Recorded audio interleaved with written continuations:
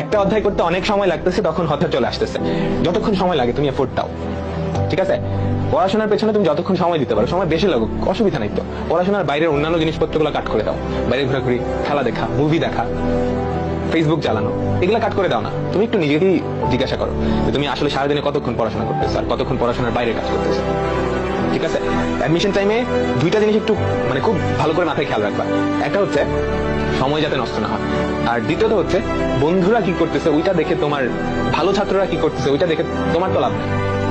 ওর আগে থেকেই সবকিছু পড়া আছে, ও এখন অ্যাডভান্স জিনিসপত্র করতেছে, আইআইটি সলভ করতেছে, এই জন্য কি তুমিও গাধার মতো গিয়ে সলভ করবা?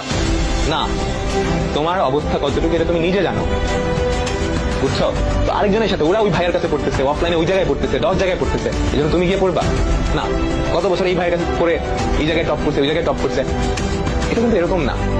টপ করছে ও নিজের কারণে, ও নিজে পড়ছে, এটা বুঝছো?